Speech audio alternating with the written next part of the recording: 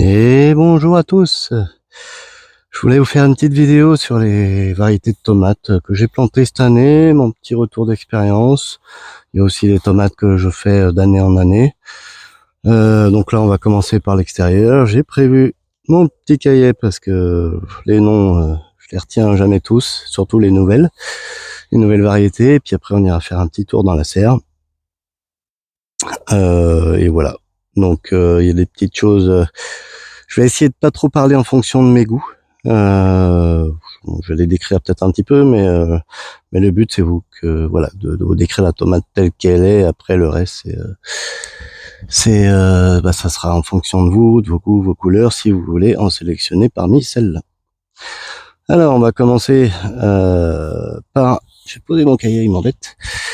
On va commencer par la Bloody Butcher. Bloody Butcher, très classique, très précoce. C'est l'une des variétés les plus précoces avec je crois que c'est la Suspice, un truc comme ça. Et la Bloody Butcher est tout aussi précoce. C'est le même type de tomate, un peu, on va dire, tomate cocktail. Des fois un peu plus petite. Voilà, bon là, elle est pas du tout mûre, donc elle va peut-être continuer à grossir, mais des fois, voilà, on va dire petite comme ça ou de cette taille-là. Au niveau de la verte ou de la rouge. On va dire qu'on a à peu près ces deux tailles-là. Mais c'est souvent, on va dire, cette taille-là, on va dire type tomate cocktail. C'est pas les meilleures tomates du monde, mais par contre, on l'a facilement fin juin à l'extérieur. Début juillet au pire, et puis s'il fait très beau, même avant. Hein. Donc c'est plutôt pas mal. Ici, on va continuer avec les précoces. Là, c'est la tomate rose. En plus, je la fais souvent. Mince, j'ai oublié son petit nom. Ah, l'Anarus, voilà. Oh, j'ai eu un petit trou là, un instant. Bon, je la fais souvent, je l'aime bien aussi très précoce, peut-être un peu moins que la Bloody Butcher, mais pas mal, et pas mal en goût. Je dirais son défaut, si je dois comparer les deux, la Bloody Butcher ressemble beaucoup à une tomate typique, classique, ronde, pas trop charnue, mais un petit peu, voilà, on va dire normale. Je sais pas si... Ah, quand vous allez dans le commerce, vous prenez une tomate ronde qui vient pas d'Espagne si possible, qui sont vraiment, excusez-moi du terme, dégueulasses. Mais voilà, une tomate ronde classique, on va dire mûre. Généralement, quand elles viennent d'Espagne, elles sont pas mûres. Et ben voilà, vous avez la Bloody Butcher en un peu plus petit, voilà. Mais surtout très précoce, ça c'est l'avantage. Et elles se tiennent plutôt bien dans le temps. C'est une variété qui me suit tout au long de la saison et jusqu'à tard dans la saison, même si à la fin, c'est vrai que je préfère manger des tardifs qui sont vraiment meilleurs en goût, quoi. Mais bon, en tout cas, c'est une bonne tomate et vous êtes sûr d'en avoir dès le début de saison. La BRAO, c'est pareil, vous êtes sûr d'en avoir en début de saison, peut-être légèrement moins tardive. J'ai dit BRAO, c'est pas de la BRAO, c'est de la Anarus. Oh là là, je suis fatigué. Donc Anarus, c'est pareil, seulement elle est un peu plus grosse, donc légèrement plus tardive. Parce que généralement, voilà, la taille influe un peu sur la précocité. Très légèrement, mais du coup, elle est très bonne. Son seul défaut, c'est qu'elle est un peu sensible au cul noir en début de saison s'il pleut un petit peu trop. Si voilà, donc elle peut faire un peu de cul noir, mais ça se développe pas tout au long de la saison et surtout, ça n'empêche pas de les manger. C'est juste un petit peu au bout et puis voilà, une bonne partie est mangeable et ça dure pas. C'est vraiment une question d'arrosage. Elle est un peu sensible au niveau de l'arrosage, mais bon, sinon c'est une belle tomate. Un peu charnue, plus que la Bloody Butcher, ça c'est sûr. Donc type cœur de bœuf, donc un peu plus charnue et pas mauvaise en goût. Hein. Vraiment pour une précoce, c'est plutôt pas mal. Elle est juste un peu plus susceptible, on va dire. Surtout au niveau du cul noir et à l'éclatement aussi un petit peu. Voilà. Là, on va En fait, je me demande quel sens je vais commencer. J'allais voir l'orange parce qu'on parlait du cul noir. Et le cul noir, alors ça, c'est la Yellow Fire. J'ai un problème avec la Yellow Fire qui est de cette année. Regardez les dégâts. Tout ça, c'est du cul noir. Donc là, c'est en train de moisir. Il y a des toutes petites tomates bien séchées. Tout ça, c'était en début de saison. Franchement, j'en ai jeté une bonne partie. Si j'en ai mangé un quart, c'est vraiment un maximum. Et voyez, même là où il pleut pas tellement en ce moment, cul noir. Elle est vraiment très très sensible. C'est la seule qui me fait ça, donc on peut pas dire que le sol soit vraiment déséquilibré, même, allez, même mettons un petit chouïa, c'est la seule qui me fait ça, donc vraiment très très très sensible. Elle est pas fofolle non plus au niveau gustatif. Elle est pas mal, hein, mais bon, c'est franchement, passez-vous-en. Donc, je sais pas si je dois m'étaler là-dessus, mais la Yellow Fire, c'est une tomate un peu charnue, un peu dure sur la peau. Ça ressemble un petit peu à l'aroma, mais en plus grosse, quoi. Voilà, en vraiment plus gros. Hein. Là, c'est pour vous donner une idée en taille. Bon, si on remet un peu le cul noir, donc un peu plus grand en taille, mais voilà, la grosseur est quand même pas mal. Donc voilà. Ça, on a affaire à de la sarthe-rouloise. Alors, j'ai bien ramassé toutes les tomates. Il en reste un petit peu ici. Qui commence... Ah, celle-là, elle est mûre. Hop. Donc elle est jaune, vous voyez, en dessous. Et striée violet au-dessus. Violet, voire noir. Très très jolie quand elle est pas mûre. Franchement, elle est magnifique. C'est la plus belle de tous. Là, ça ressemble à ça. Bon, là, elles sont vraiment très jaunes, mais quand elles sont entre les deux, c'est vraiment magnifique. Je les aime un peu moins, on va dire, d'un point de vue de leur beauté quand elles sont mûres, mais elles sont pas mal aussi. C'est vraiment la plus belle tomate de cette année. La Sarthe Rolloise, S-A-R-T, et plus loin, Rolloise. Pas plus charnu que ça, à l'intérieur. Un petit peu, sans plus. Plutôt bonne. Franchement, bonne d'un point de vue goût. Et surtout, elles se tiennent bien. Elles éclatent pas tellement, elles se tiennent plutôt bien. Voilà, une bonne tomate qui se tient bien. La Sarthe Rolloise cette année, plutôt satisfait. À voir si je la refais selon mes goûts, parce que comme je dis, je sais pas si je voulais préciser, mais j'aime beaucoup les charnus. Donc, mais c'est une belle tomate. Je peux la conseiller surtout pour leur graphique qui est plutôt pas mal, je trouve. C'est plutôt joli. Hein. Ici, alors là c'est pas mûr, mais on en verra d'autres dans la serre. Il y en a sûrement d'autres. C'est de la Groves Mystery Green. C'est une tomate que je fais chaque année, que j'adore. Qui est un peu sensible, on va dire là, les chaleurs qu'on a eu cette année, ça l'a beaucoup freiné. Mais bon, ça n'empêche pas d'en avoir. C'est une tomate verte qui devient légèrement jaune,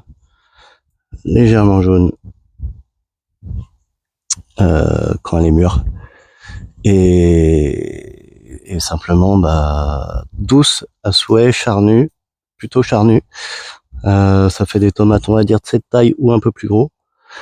Et elle est vraiment très bonne, même si elle est un peu sensible, j'aime bien la faire. Quand je dis un peu sensible, c'est pas non plus, faut pas exagérer, hein. C'est juste que voilà, par exemple, je découvre cette année avec les chaleurs que c'est pas la plus adaptée, même si elle est pas mal, elle produit quand même. C'est pas la plus productive. Vous voyez, par exemple, là, les fleurs, si celles-là vont donner quelque chose, celles-là, je vois pas bien. Je pense qu'elles vont donner quelque chose, mais elles sont en retard par rapport à d'autres, alors que c'est on va dire une demi-précoce. C'est pas une tardive, hein. C'est plutôt une précoce d'ailleurs. La Sarthe Rolloise était à côté toute plus précoce, justement. Donc voilà. Là, on va rentrer dans les, voilà, demi-précoce, voire tardive pour après. C'est la classique que je fais régulièrement chaque année. C'est l'une des seules vraiment classiques que j'aime beaucoup. C'est l'ananas. L'ananas, je pense qu'il y en a beaucoup qui la connaissent. Et elle donne bien, elle est bonne, elle est charnue, elle est comme on aime, plutôt grosse tomate, qui a tendance à faire des choses comme ça sur le dessus, mais c'est pas grave. Hein. C'est bon, faut juste enlever un peu l'éclatement au-dessus, mais c'est tout à fait normal pour cette tomate-là. Et voilà. Il n'y a pas grand-chose à dire de plus. Vous la trouvez facilement en magasin, dans les jardineries, beaucoup de jardineries. Donc pas hésiter à la sélectionner si vous l'avez jamais faite pour essayer. Alors celle-là, difficile à dire ce que c'est. Moi je l'appelle l'andine de papy. En fait c'est un papy qui me l'a donné ça, qui me l'a vendu pour une andine cornue. Seulement elle nous fait des engins assez énormes. Ça ressemble un peu à de la cœur de bœuf. ou un croisement peut-être entre cœur de bœuf et andine. S'il y a des gens qui ont fait de l'andine cornue, dites-moi si vous avez ce genre d'engin, parce que moi c'est que ça. Hein. Et là elles sont taille moyenne, hein. C'est pas les plus grosses. Hein. Donc là je sais pas, on fera le tour tout à l'heure pour mieux les voir. Mais ouais, il y en a une énorme ici par exemple, énorme si on veut, mais elle tient largement dans ma main, quoi. Elle fait toute ma main.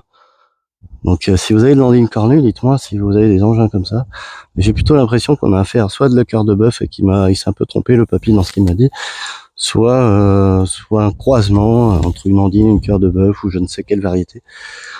Bref, en tout cas c'est ma variété du coup maintenant.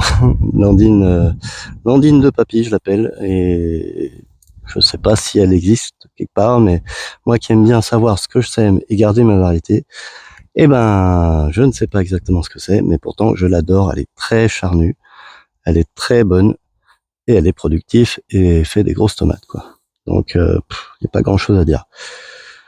La 1884, tomate que je fais depuis quelques années, dont je finis les graines, c'est pas ma préférée. Tomate type beefsteak. C'est plutôt une bonne tomate, voilà.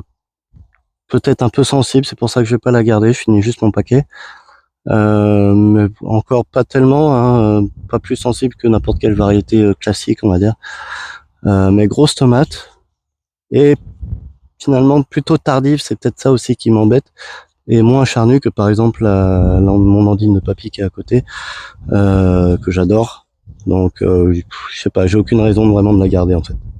Je préfère sélectionner mes variétés et du coup réduire un peu le nombre de variétés, parce que en fait chaque année je rachète mes variétés parce que je fais pas encore mes semences, à part certaines, et que je reprends, et à chaque fois je tombe sur des variétés que j'ai envie de tester, et je craque parce qu'elles sont trop jolies, elles sont trop mignonnes, et que voilà, oh ça a l'air trop bon, et je craque, j'en rachète, du coup bah je me retrouve avec une vingtaine de variétés à tester à chaque fois, et c'est casse-pied. Enfin, c'est casse-pied, non c'est pas casse-pied, c'est marrant d'essayer des trucs, mais du coup, au bout d'un moment, faut que je fasse une sélection, parce que je peux pas.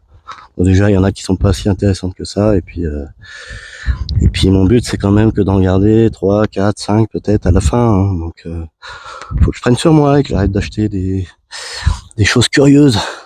Et en même temps, je découvre des choses, c'est sympa. Là, la Shadow Boxing Long, qui est censée être une dwarf, je crois, dwarf naine, qui est pas si naine que ça. Hein.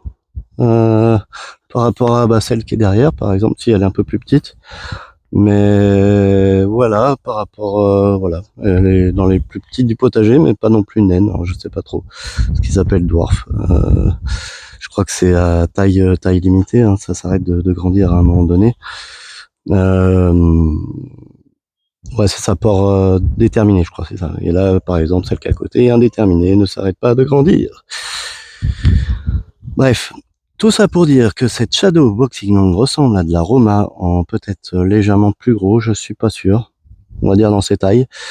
Elle est noire, tomate noire, devient rouge. Là, elle est pas complètement mûre, mais presque. Devient rouge au cul.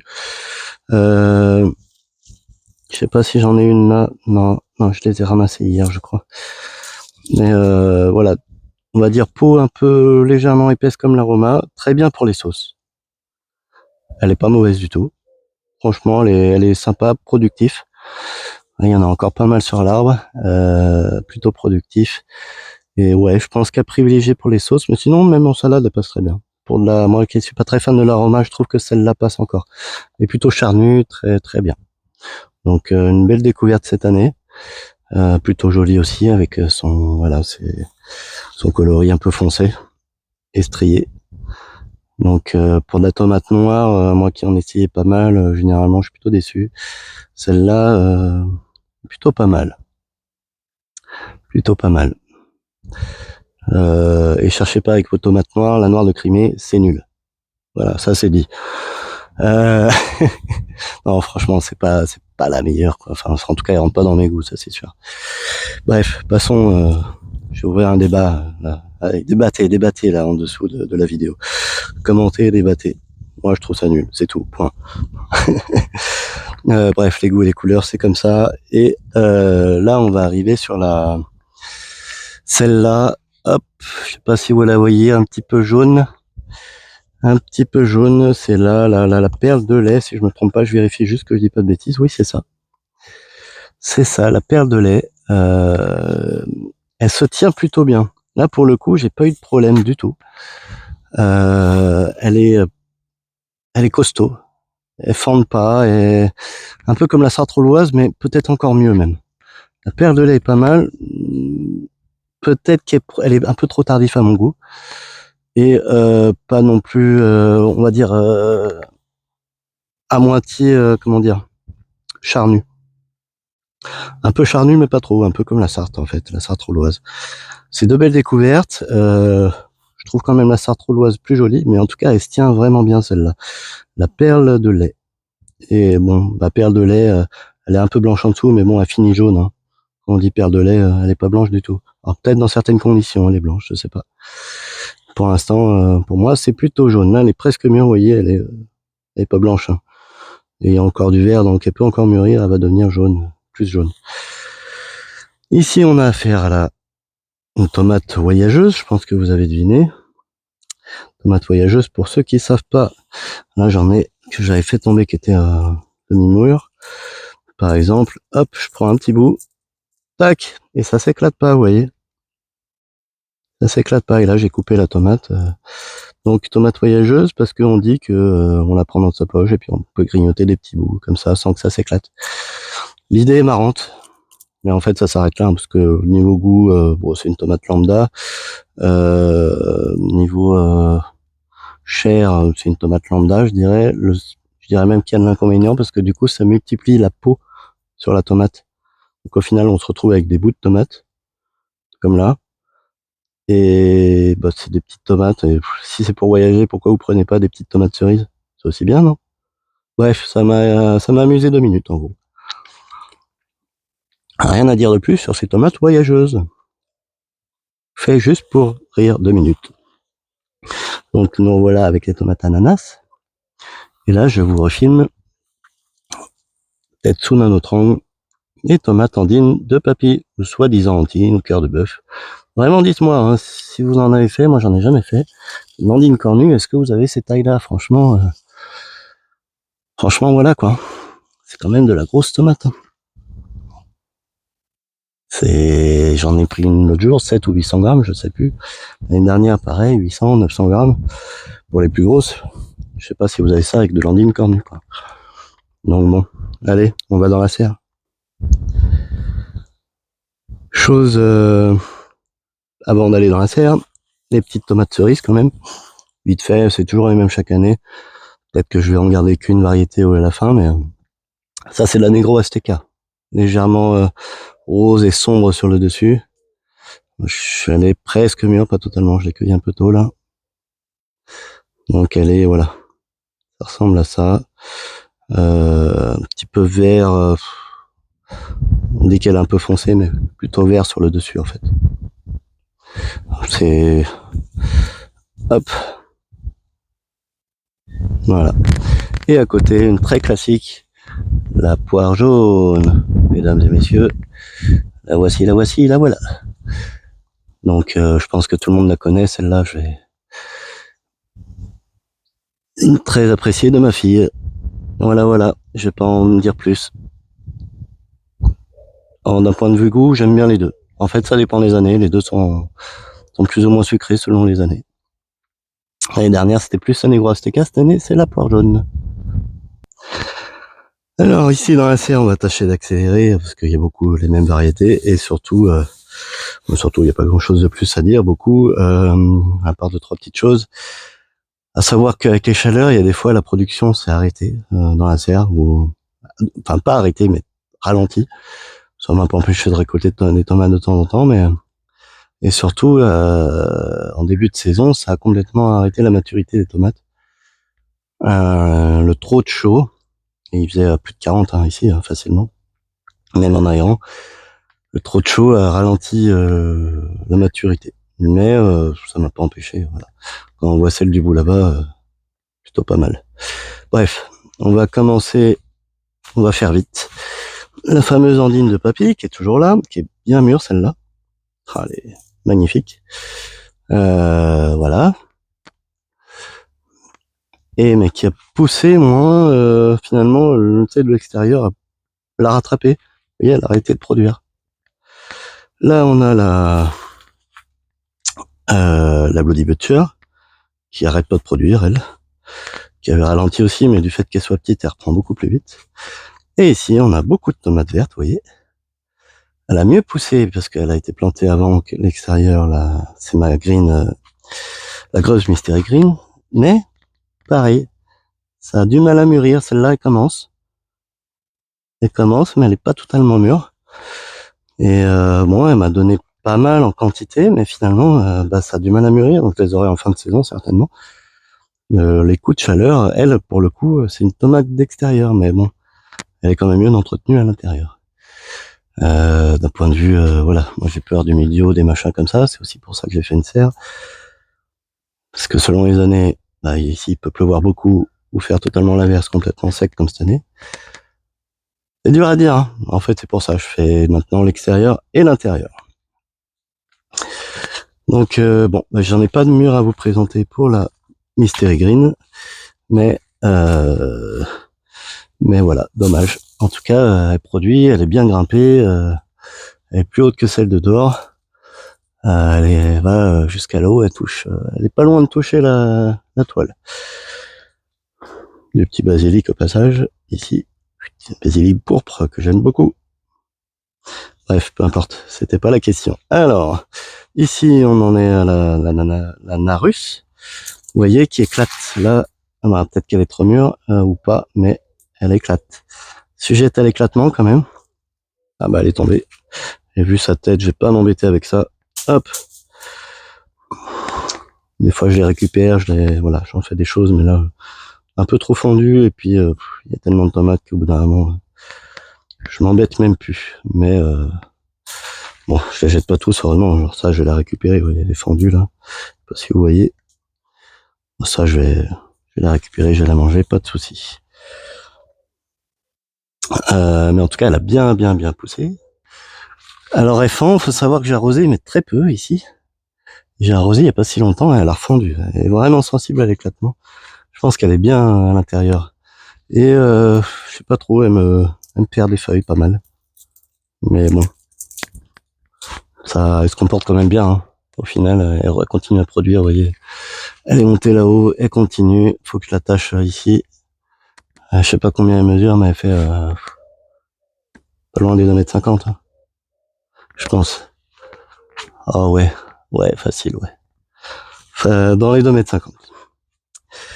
Et enfin, l'ananas. Et pourquoi je vous reparle de l'ananas présentement?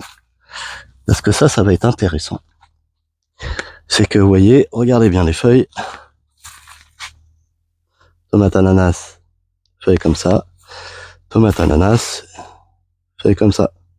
Je recommence. Tomate ananas, feuille de tomate. Tomate ananas, avec quelques couleurs.